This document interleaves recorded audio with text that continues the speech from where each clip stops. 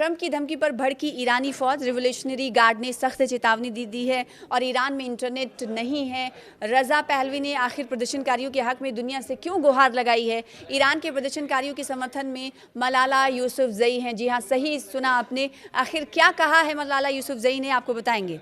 तो ईरान में 2 हफ्तों से एहतजाजी मुजाहरा चल रहा है। इस दौरान अमेरिकी सदर डोनाल्ड ट्रंप ने ईरानी सरकार को बार बार मिलिट्री कार्रवाई की धमकी दी है, इंतबा दिया। इन धमकियों के बाद ईरानी फौज ने एक बयान जारी कर ट्रंप की तमाम धमकियों की मजम्मत की है और उन्हें किसी भी और आक्रामकता के खिलाफ चेतावनी दी। इस्लामिक रिवोल्यूशन गार्ड्स कॉर्प्स यानी IRGC ने ईरान में पुरतशद्दुद मुजाहरे के बीच हालिया दहशतगर्दाना हमलों की कड़ी निंदा की और अमेरिकी राष्ट्रपति डोनाल्ड ट्रंप की देश के आंतरिक मामलों में खुले मुदाखलत के लिए आलोचना की है। IRGC ने कहा है कि ईरान के दुश्मनों द्वारा अस्थिरता फैलाने के लिए के पिछले प्रयासों की तरह संयुक्त राज्य अमेरिका और इजराइल समर्थित आतंकवादी समूहों द्वारा किए गए नवीनतम तोड़फोड़ के कार्य भी नाकाम होने वाले हैं।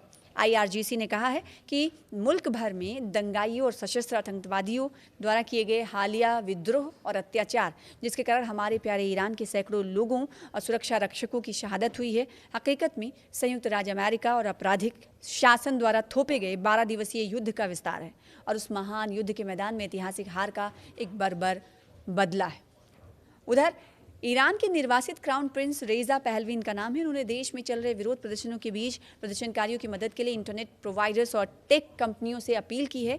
उन्होंने सेंसरशिप खत्म करने की मांग की है और कहा है कि ईरानियों को डिजिटल रूप से जुड़े रहने की इजाज़त दी जानी चाहिए।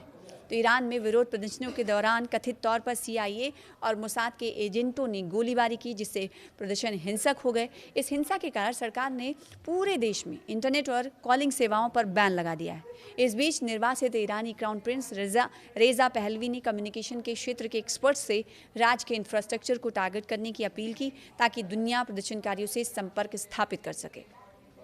पिछले 2 हफ्तों से ईरान में हिंसक विरोध प्रदर्शन चल रहे हैं। इन विरोध प्रदर्शनों में देश से बाहर रह रहे ईरानी क्राउन प्रिंस रेजा पहलवी के हवाले से आपको इस वक्त तफसीलात फराहम कर रहे थे, जिसकी तरफ से उन्होंने देश से कई ममालिक से गुहार लगाई है और राजनीतिक उद्देश्यों के लिए उन्होंने कहा है कि आधुनिक समय में आप इस हवाले से भी मदद लें।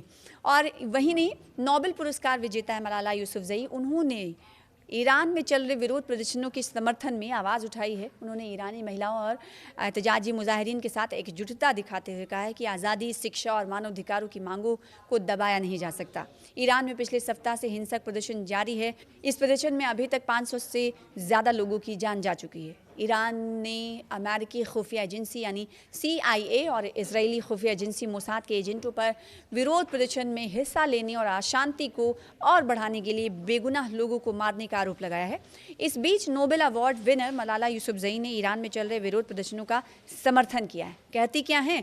कहती ये विरोध प्रदर्शन अचानक नहीं हुए हैं। ईरानी सरकार लंबे समय से लड़कियों और महिलाओं की आज़ादी पर कड़ी पाबंदियां लगा रही है, खासकर उनकी शिक्षा तक पहुंच को सीमित कर रही है। दुनिया में हर जगह की लड़कियों की तरह ईरानी लड़कियां भी सम्मान और गरिमा के साथ जीना चाहती हैं। वो सिर्फ अपनी शिक्षा में ही नहीं बल्कि अपनी ज़िंदगी के सभी पहलुओं में अपने फैसले खुद लेना चाहती हैं।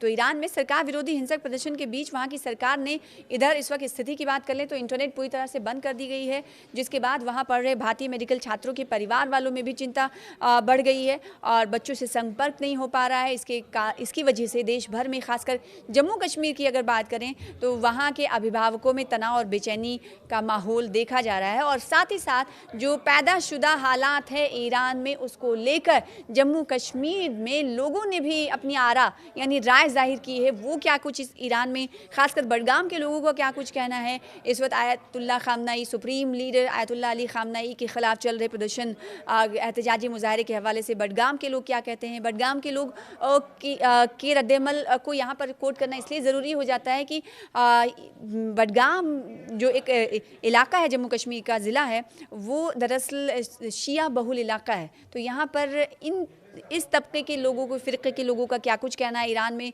चल रहे इस वक्त तनाव को लेकर, आपको सुनाते हैं कि जो भी यहाँ पे हो रहा है ये गलत हो रहा है।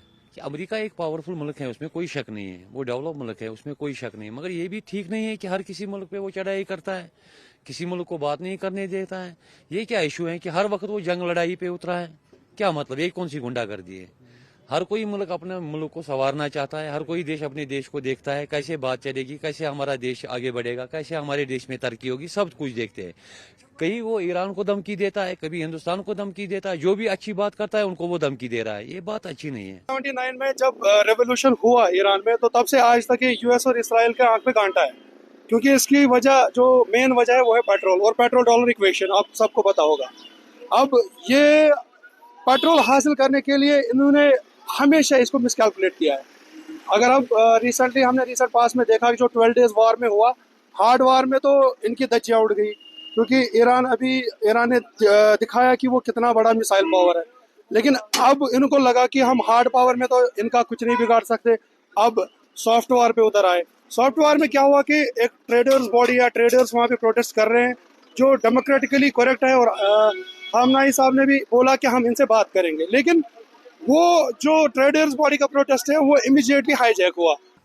अमेरिका को ये पता है कि ये ईरान जो है आज से 30 साल पहले ईरान है। ईरान अब वो मुल्क बन गया है जो दिन ब दिन मिसाइल उनका टेस्ट करते हैं, दिन ब दिन उसको अपनी टेक्नोलॉजी है, क्योंकि उसको 50 साल सैंक्शन लगे हैं। ईरान को जो भी है, चाहे वो मिग जहाज है, चाहे वो जो भी मिसाइल है, वो उसको अपनी टेक्नोलॉजी है, वो दूसरे देश पे उसको डिपेंड नहीं है। जो वेस्टर्न कंट्रीज इस वक्त जो चाहती है कि हम ईरान में एक रिजीम चेंज करें, वो कभी हो ही नहीं सकता। जिस तरह से कल ईरानी अवाम सड़कों पर आई, उससे क्या पैगाम पहुंचा? कल हमने देखा कि जो ईरानी अवाम सड़कों पे आई, उनने वो सपोर्ट कर रहे थे जो वहाँ पे इस्लामिक गवर्नमेंट है, रहबरी मुअज्जम को भी सपोर्ट कर रहे हैं। पहले तो ये बात है कि जो ईरानी मुस्लिम कंट्री है, इस पे सैंक्शंस क्यों लगाए जा रहे हैं? अगर सैंक्शंस लगाए जा रहे हैं तो इसके पीछे अमेरिकन उस पे क्यों गलत फायदा उठा के लोगों को वहां पे उकसा रहे हैं कि आप सड़कों पे आइए, इसका मसला हम करेंगे, लेकिन पीछे से उनको सैंक्शंस लगा रहे, इधर से बोल रहे कि हम इनका मसला हल करेंगे। ये ड्यूअल पॉलिसी अमेरिका की आज तक समझ, लेकिन हाँ, ईरानी कौम वाहिद वो कौम है जिन्होंने कल सड़कों पे आके भी इस दुश्मन अनासिर जो वेस्टर्न मीडिया प्रोपेगेंडा चल रहा था उसका भरपूर तरीके से जवाब दिया, और ये भी कहा कि जो वहां के supreme leader Saeed Ali Khamenei कि उनको तनहा नहीं छोड़ेंगे, हम उनके शाना पेशाने खड़े हैं। पूरी दुनिया में लोग उनके मुकल्लिद है, जो कि उनको अपना इमाम, अपना रहबर मानते हैं और उनकी हर बात पर अमल पैरा होने के लिए तैयार है। अच्छा, अभी क्या समझते हैं इराक में जो सूरत है?